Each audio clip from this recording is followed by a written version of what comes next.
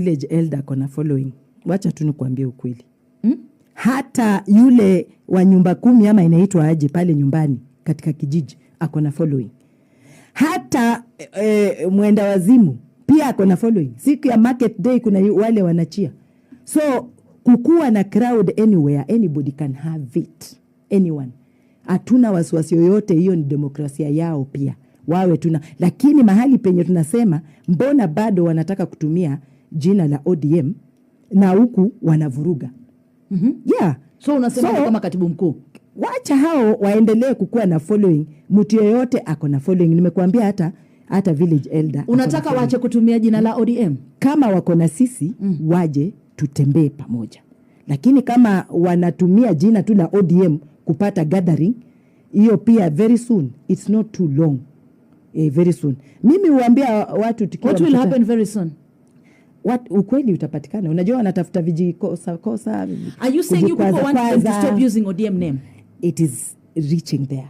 As in because tumewalau tukawacha wajifanye hivyo nini, wanajiita huko ODM, sisi pia tuko huko ODM, haina shida. Lakini baba hakutuacha na chungwa mbili, aliacha chungwa moja kisumbua, lakini hatusemi. You know, the party thought maybe, especially even me, mimi nilifikiria na joke tu, akuji, saa zingine anatuma apology, saa zingine hatumi, na ukisikia matamshi kule nje ni matusi saa zingine, mpaka hata mimi nashtuka nasema na hapo alikuwa amekula nini, you know, mpaka unajua African hierarchy, tunaheshimu wazee hata kama sio baba yako, mtu wako in 80s.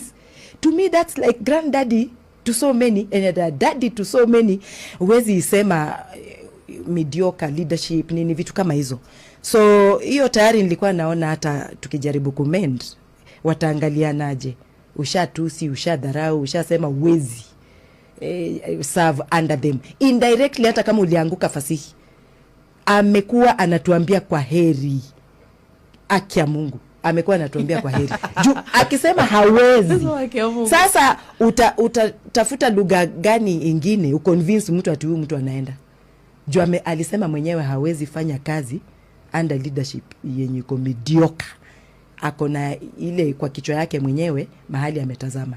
Na bado mimi kama dada yake nitamtakia mema, atuambia anatakaje, anataka kuwa president, anataka kukua nini. Mimi sitaki na siwezi kuwa impediment kwa maisha ya mtu. Lakini kiti ambacho yeye anachezea mimi sikiachi. Hata Biblia inasema be your brother's keeper. I'm keeping the seat.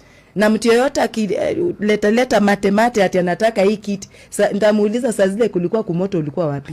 Mliacha mimi ndio nichomeke. Sasa nimeshachomeka na nimekauka vizuri hapo kwa kiti stoki. Kwa hiyo hautakutania kwa liwe liwalo. Tutakutania kwa NDC. Mpaka ukaitwa mheshimiwa mimi. Na napenda hilo jina sana. Liwe liwalo, utahangaikia hichi kiti cha katibu mkuu mpaka tutangangana meno kwa meno, kucha kwa kucha. Mpaka watu wajue kumbe mimi si vile walifikiria. Nani walinichukulia hivi tu, ndio vizuri.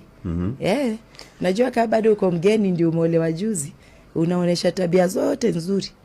Ndio wasiseme umeleta mwanamke amekauka macho hapa aje. Anaangalia baba mkwe kwa macho. Lakini mimi si rahisi vile. Okay. Yes.